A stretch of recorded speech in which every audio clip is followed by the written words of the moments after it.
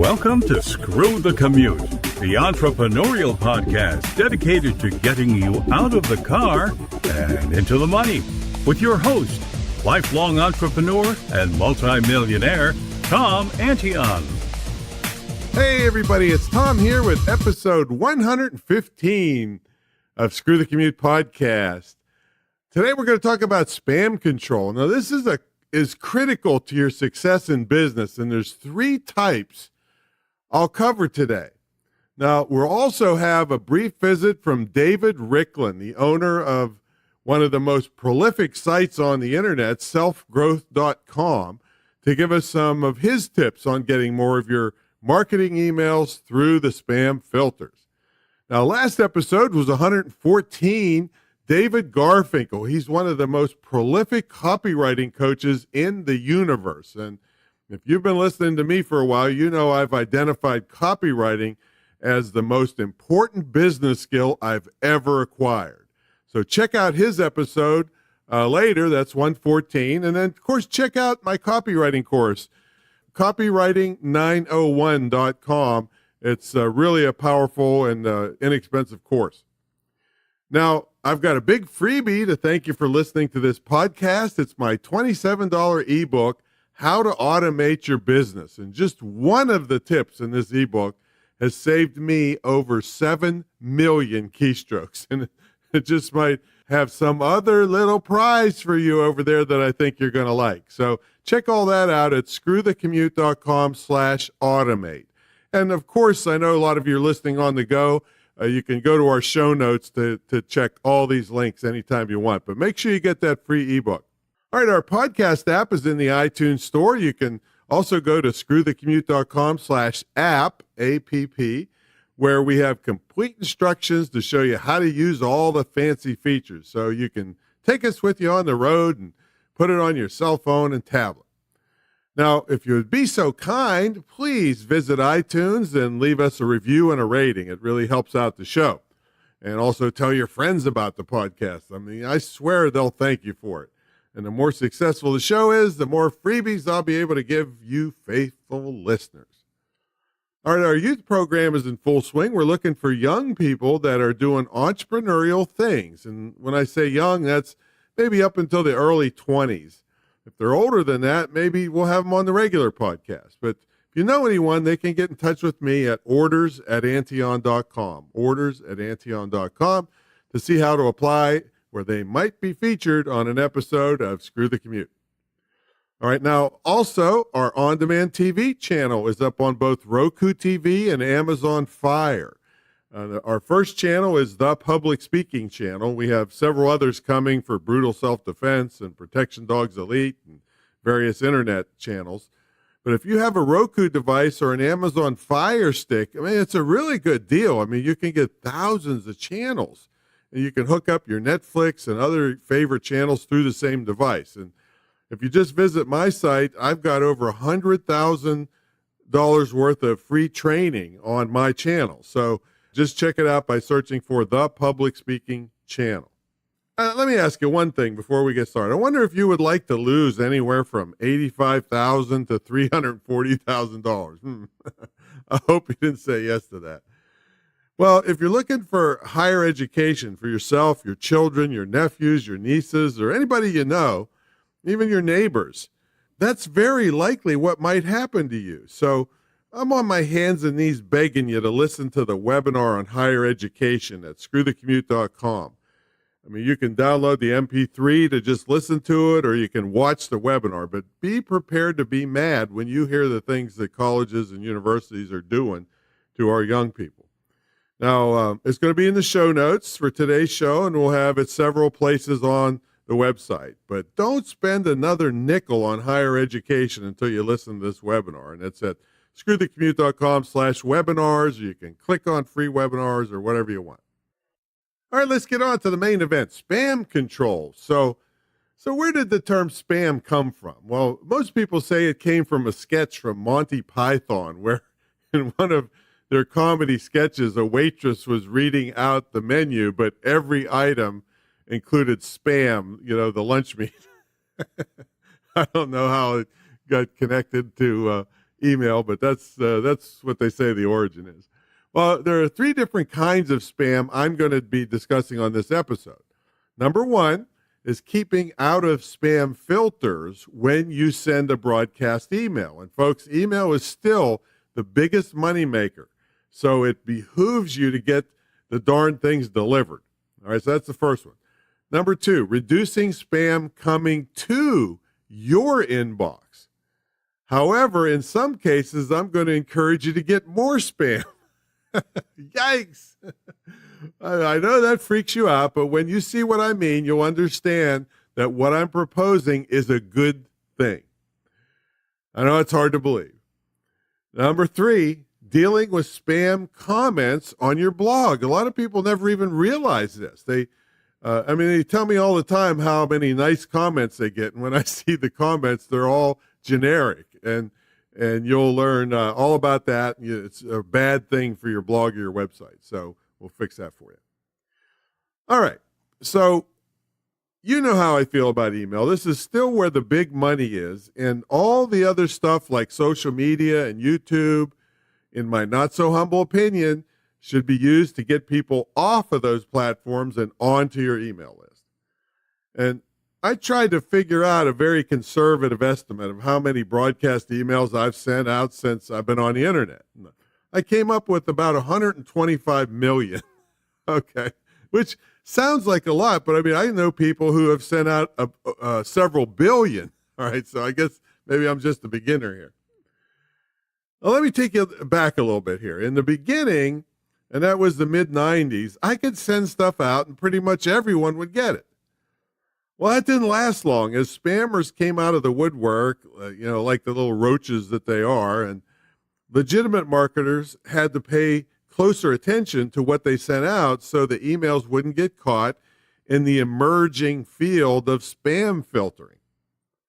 So what is a spam filter? Well, a spam filter is a program that's supposed to detect unwanted and unsolicited emails and keep them from getting to you. Now, most of you know out there, they don't really work that great because many times they let the bad emails through and filter out the good emails. But when they filter out the good ones, this is called a false positive, and that sucks for a legitimate marketer. Also, many of the big email companies, especially the free ones, screw you over. Now, of course, they're never going to admit to what I'm going to tell you right now. But let's say one of the big providers has a meeting and the tech guys say that they need $1 million to buy more email server computers because the spam volume has gone up 40%, let's say. Well, the executives in the meeting asked the tech guys, well, what are our alternatives to that $1 million?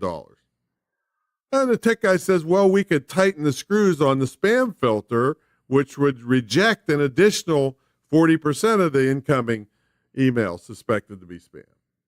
And the executive asks, well, how much will that cost? And the tech guy says, nothing. And the executive says, great, let's do that. All right. Now, of course, a great deal of legitimate emails are going to get caught now that the spam filters are turned tighter, and the executives don't really care about you and your declining sales. Obviously, what those companies do is mostly out of your control. However, you could complain as a user. Don't complain as a publisher because they don't like you to start with. You could complain that the emails you want aren't getting through, but I really think your time would be better spent improving your own broadcast emails than trying to form some grassroots coalition to go after these big email providers. Anyway, let's talk about some of the things you need to do to get a higher percentage of your emails getting through those pesky filters. All right, well, one thing we have to address and keep track of is your bounces. This is where an email was not deliverable for some reason. There are two types of bounces, hard bounces and soft bounces. A hard bounce means the email isn't deliverable now or in the future. The address is bad or doesn't even exist. That's usually the reason you get a hard bounce. And I'll throw this in too. Sometimes your emails just go into a black hole and nobody knows what happens to them. So that's also a factor. Now, a soft bounce means the email got all the way to the recipient, but didn't make it all the way to their inbox. Maybe the person's on vacation and their inbox is full, or maybe there was a temporary glitch in the recipient's email system. This means that if the person cleans up their inbox, then the next email you send them would now get through. Or if the temporary glitch disappears or it's fixed, the next email you send them will get through. Now, you want to delete email addresses from your list that hard bounce right away, because they're never going to magically turn into good and deliverable email addresses in the future. The reason you want to get these addresses off your list is because the email gods are watching. All right? If you continually send emails that don't get through, you look like a spammer. Now, you may not be, but that's what it looks like to the email gods. And then they strike your list with a lightning bolt, and less of your good emails get through. Now, soft bounces are a different story. You don't want to delete a person just because they got busy or went on vacation and their email box got full. I mean, as soon as they clean up their inbox a little, your future emails will start getting through again. The question is, how many times will you allow a soft bounce before you delete the address from your list? Well, there's no answer to that question. I tend to leave them on maybe longer than I should, because in many cases over the years, somebody that knew me from the old days and just hasn't been active much online will out of nowhere buy something or join a big program of mine from an email promotion. So I'm a little reluctant to remove people too soon. However, if you have lots of soft bounces that go on forever, remember the email gods are watching, and they'll again start thinking of you as a spammer. Now, many broadcast email service providers have their own rules about how many soft bounces they'll allow before they refuse to send to that address anymore. And some services let you set your own numbers. So just know that you must pay attention to this so you don't look like a spammer. Now, even more importantly than bounces is what you write in your emails and how you write it. One rule of thumb I live by is that the longer your email, the more chance you will have of triggering a spam filter, even if you're totally innocent. The trend nowadays is shorter emails leading to a web page. Okay, so what we're calling some of these words that you write is spam triggers. Now, there are words and phrases and formatting techniques you want to avoid in both your subject line and body of your email. And there are literally tons of them. Now, I'm going to give you a few obvious ones here, but if you Google the term spam triggers, you'll find thousands of words and phrases. Hey, they might seem innocent to you, but to a spam filter that sees 1 billion emails an hour, they look like spam. Here's some examples. Be your own boss, work from home, mortgage rates, weight loss. Those are the obvious ones. But when you start looking at the spam trigger lists that you'll find on Google, you'll see tons you're probably using and that are most likely hurting you by killing your delivery rates. Okay, those were words. Also, avoid using all caps or lots of dollar signs or bunches of exclamation points in a row. These just scream commercial email. Now, this seems like a lot of work to police every word you say in an email, and I would agree with you if you do it all by hand. That's just one of the reasons it's worth it to purchase good quality tools. Now, what sense does it make to kill yourself creating a product or locating an affiliate product and writing sales copy and sending it out, and the emails don't get through? I mean, you make nothing for all your work. You got to pay attention to this. Now, the tool we use is my shopping cart system called kickstartcart.com. It's called a system because everything is coordinated in the system. Your shopping cart, your affiliate program, upselling modules, and we have pretty much, I think episode 10 talks about shopping carts, and we have a whole episode on upselling and all that stuff. So check out the past episodes. But it also includes your broadcast email and autoresponder system, which is email. Now, as part of the broadcast email and autoresponder system, they have a service called Spam Assassin. It's built right in. So you compose your email and you click a button, and Spam Assassin evaluates your email and tells you what it looks like to a spam filter before you send it out. This gives you a chance to fix whatever's wrong before a real spam filter sees it. And again, I emphasize you must do this and I'm going to go out on a limb here, you're definitely hurting your chances of big success with your email list and blast. Okay, opt-in versus double opt-in. Now, here's another thing you have to make your own decision on. And I'm going to give you the pros and cons of each, but I'm talking about whether you should use single or double opt-in when people get on your list. Now, single opt-in means they put their email in your online form and they are immediately put on your list. Double opt-in means when they fill out your form and put their email address in, they get an email that requires them to click a link to confirm that they really want to be on your list before they get on your list. All right, let's talk about single opt-in. Well, the pros are that the email address definitely gets on your list, and the subscriber does not have to open another email and click on the link. This gives you the maximum number of subscribers who are actually on the list. Now, the downside of single opt-in is that someone else could maliciously add email addresses to your list.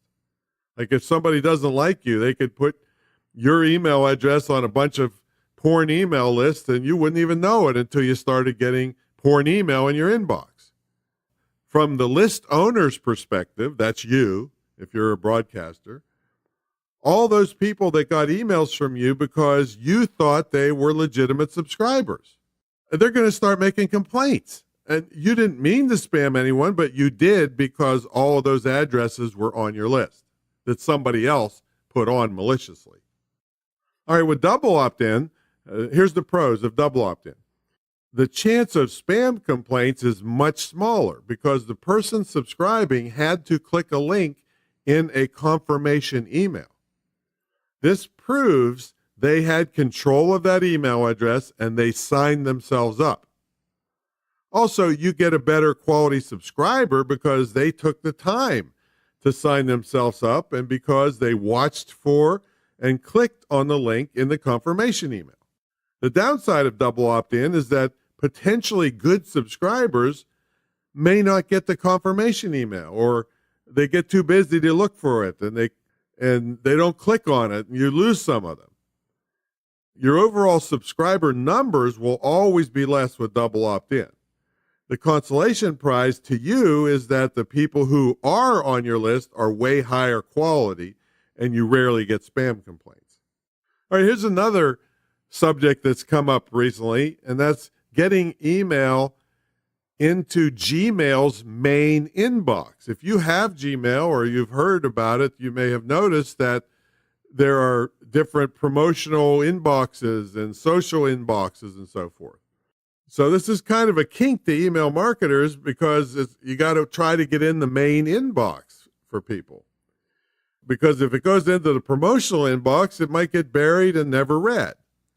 So how do you keep your emails from ending up there? Well, you can't guarantee they will never get there. But there are tons of things you can do to help yourself out here. I'm going to give you some right now, but for a very comprehensive article about this, check out the show notes. All right, so the first thing to do, all the stuff that I've already outlined to give yourself a chance to even get to the Gmail inbox. If you don't do that, nothing I say in this section about Gmail really matters that much. Okay, but here's some things you can do, and yes, I know some are a real pain in the neck. All right. Well, one would be send in smaller batches. Send your email in smaller batches. When Gmail sees big amounts of email coming in from the same place, the walls start to go up. Another thing you can do is make it look more personal by using a person's name in the subject line. Now, email marketers have gone back and forth over the years doing that and not doing that. And I mean, it does take up valuable space in the subject line. And lots of spammers used to do it. And then it fell out of favor. And then it came back. And then it went away again. So I don't have a definitive answer for you whether you should or should not put the person's first name in the subject line. You can experiment with it and see which way works best for you. Now, one of the most effective ways, if you can get the person receiving your emails and get to them, and they really like your stuff, is to get them to take some action on their own email inbox. Now, we're talking about Gmail now, remember. You might have to coach them on what to do. One simple thing you can have the recipient do is to click the little arrow kind of flag-looking thing next to the sender's name, the sender's of you, of course, in their inbox. This marks the email as important. Another thing you can do is ask them to drag the message to their main inbox, and then they'll get a pop-up asking if future emails from you, you're the sender, should go to the primary inbox. If they say yes, hey, you're good. Yet another thing you can do is ask them to hover their mouse over your name, and they'll get a pop-up box where they can add you as a contact. Now, if you really want to learn even more ways to get cleared into Gmail's main inbox, I got a different article for you. Oh, wait a minute. No, is it? I forget. It's going to be in the show notes. It's one of these links that'll help you with that. But there's a whole bunch of things you can do. But if you do those ones I just told you, that's going to get you a long way. All right. Now I want to introduce you to David Riklan. He started one of the most prolific sites on the internet, selfgrowth.com. He's sent out many millions of emails over the years, so thought I would get him to give you his take on how he stays out of the spam filters. Hi, it's David Riklan from selfgrowth.com. Tom asked me to send you some tips on how to avoid spam filters when sending out emails. During the last 20 years, I've been involved in email marketing in the self-improvement and personal development space. One major part of my business is sending out emails. I'm a strong believer in the power of building up an email list of your customers and prospects because sending email is still one of the best ways to get your message out in front of them. One of the challenges is that it's getting more and more difficult to get your email out through the spam filters. I want to share a few ideas to help you. Let's start with some basics. It's a good practice to always send emails from an email address that contains either your personal name or your brand name so that the recipients recognize you. Always remove names of people that request to be removed from your list, and it's very important to choose a reliable ESP. That's your email service provider, such as iContact, Aweber, and always use opt-in email addresses. Don't buy a bunch of names and import them, and people should be requesting your emails. Some more advanced suggestions include creating some test email accounts. For example, you can create an extra Gmail, a Yahoo, a Hotmail account, and then test it directly to them before you send out your email to the full list. You should also find or create a list of spam words and phrases to avoid. And you want to make sure these aren't in your email or your subject line. Things like buy now, urgent, and free money. Also, avoid all capital letters in the subject line. This is considered shouting. Keep away from all caps. People frown upon it and they're going to click the block button or they're going to unsubscribe. So keep away from all caps. You should also test your emails using a spam tester. And this is a software program that tests your email before sending it. For example, Aweber, one of the programs that we use, has a tool to check your email for spam. Another technique is to remove hard bounces from your mailing list and remove people that haven't opened your email in a very long time. So if someone's gone a year, they haven't opened your email, they're probably not reading it. You want to make sure that the emails are being sent to people that actually want to receive them. If you want to be even more proactive, you can get a certified third-party company like ReturnPath to ensure that your emails will get through, and check to make sure that you're not blacklisted, a blacklisted sender. There are a few websites out there available to check to see if your domain name is blacklisted. If you follow these practices, you'll be more effective at getting your email through the spam filters. Good luck with email marketing. It's very, very effective. Well, thanks, David. Those were some great tips. And yes, you heard me mention some of the same ones. Well, that's because top email marketers do the same best practices to get the biggest bang for their email buck. So make sure you go over to selfgrowth.com and check out all David's great freebies. All right, now let's talk about reducing spam coming to your email. This is the number 2 of the 3 things I'm going to talk about with spam. Everybody cries the blues about spam. I say, hey, if there's money in those emails, you wouldn't cry so much, but that's a different story. All right, so let's switch gears, and I'm going to tell you a little bit about how to reduce the spam coming to your email. The first thing is, if you think an email is spam, don't open it. By opening it, you just told the spammer the address is good, and now he or she can sell the address to all his spammer buddies. And that really opens up the floodgates of spam coming your way. So do not open it. Mark it as junk or just delete it. Now I want to say something that is probably going to freak you out. I mean, sometimes I want you to get tons of spam. and why would I say that, right? Well, even though I have a great disdain for spammers, all right, from a marketing standpoint, you can learn a lot from the marketing emails you get from both legitimate marketers and spammers. So what I want you to do is get a throwaway email address and sign up for every marketing email you can find.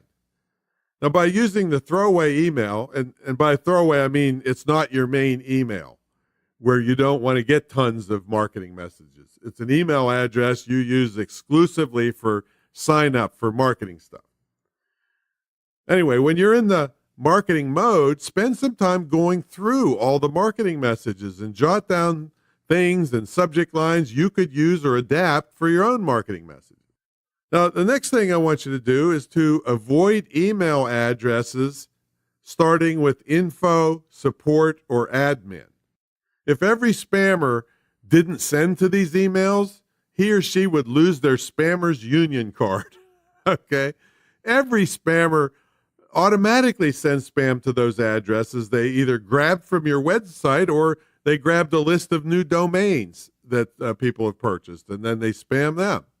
All right, and speaking of grabbing emails off your website, and this is a case of do as I say, not as I do, because my main email has been around so long and been spammed to death for so long, I don't even bother with the tips I'm going to show you right now.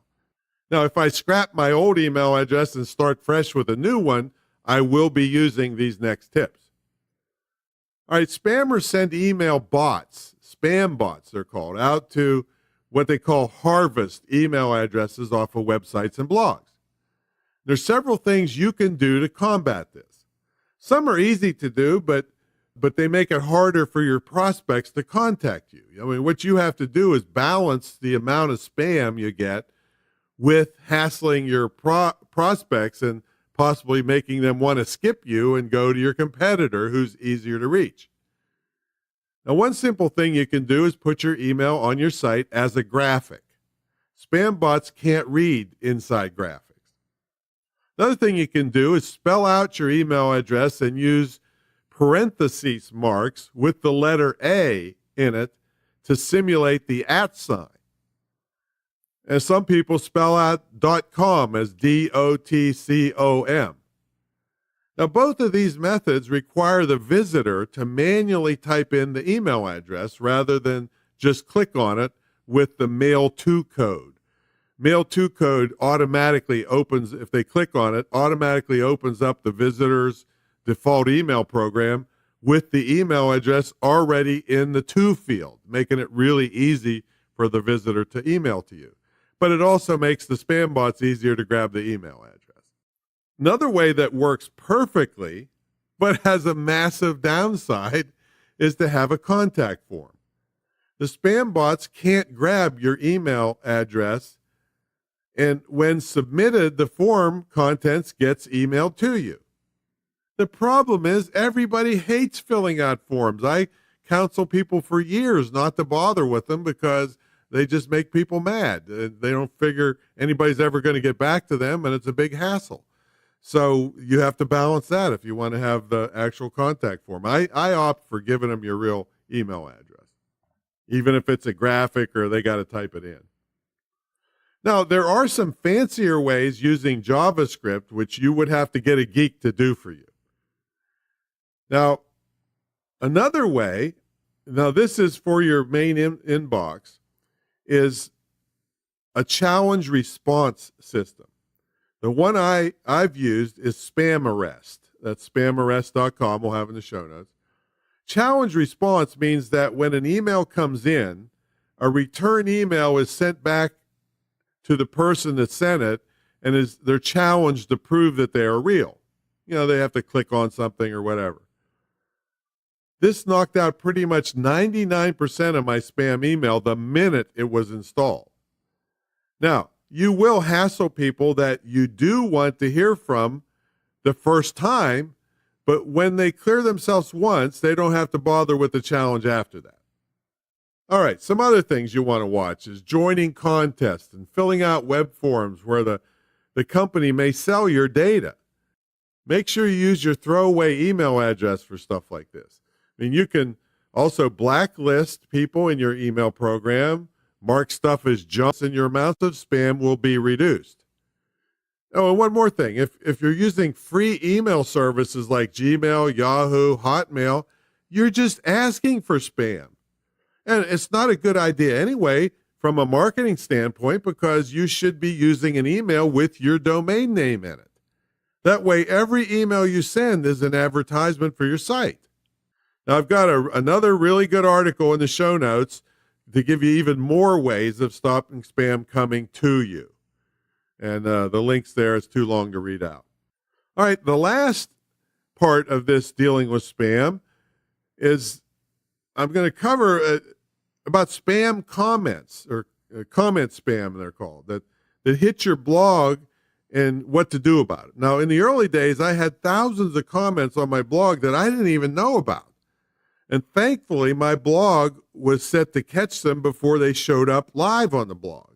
There was a bunch of spam comments, and if they're on your blog where people can see them, it screams to real visitors that you don't care about your blog, you're not very professional. And in addition, many of the comments included malicious links that, if clicked on, could cause lots of trouble. And they try to trick people into giving up personal information. Wow. And plus, more spam comments on a blog, the more spam comments on the blog, the less likely a real person will bother to leave a legitimate comment. So really, comment spam is always bad. And I get people all the time, I think I mentioned this earlier, mostly newbies, telling me they get tons of nice comments on their blog. If you see a comment that is totally generic, like here's an example. You really do a great job on this blog. I'm going to stop back regularly. Check out my site too. And there's a link there. Hey, if there's zero specific information about what your blog posting was about, you can be sure it's spam. So don't let it show. So here's some things you can do with WordPress to reduce this. You can make people register with your site before they can leave a comment. A little bit of a hassle. You can blacklist certain words that if they show up in a comment, the comment is automatically deleted or at least held for you to look at before it goes live on your site. And I've included a link to a list of 34,000 blacklist words you can cut and paste into WordPress, if you like that idea. You can moderate all comments, which means you have to look at them and click approve before they go live on your site. That's what I do mostly. Also, and I think I do this one too, I got so many sites, I got to make sure everything's, can't remember what's turned on and what isn't. But anyway, you can activate a plugin that comes with WordPress called Akismet. I think it's like $5 a month or something to activate it. And it catches spam comments, like it does a darn good job of it too. Or you can switch to a third-party comment plugin like Discus. Now, I don't particularly like that, but a lot of people use that. All right, so this is by no means a fully comprehensive list of things you could do to reduce spam in your life and business. But if you just do the part of these things, I'm certain you're going to reduce your spam problems in these three categories by 80% or more. And check out all those links of those in-depth articles. I didn't write them. These are, geeks that specialize in this. You got to keep your eyes open for good content and people that help you, because nobody knows everything about all this stuff. But I use these tools to reach higher levels, and that's why I'm doing this podcast, so that you do too. All right, so here's some things to do with regard to me before you bag this out. I want you to get your free ebook, screwthecommute.com/automate free. I want you to subscribe to our show, Screw the Commute, in iTunes or anywhere top podcasts are, you can subscribe. Watch or listen to that higher education webinar if it makes sense for you, screwthecommute.com/webinars. And if you'd like to have a lifestyle business like I've enjoyed over the past 25 years, take a look at my Internet Marketing School, which is the only licensed, dedicated Internet marketing school in the country, certified to operate by the State Council on Higher Education of Virginia, and that's at imtcva.org. All right, next episode, 116. Listen to this. Andy Sokol, he started his massive business by bartering. He didn't have the money. He traded it all out and built a massive business. So there's no excuse that you can't start yours too. I'll catch you on that episode.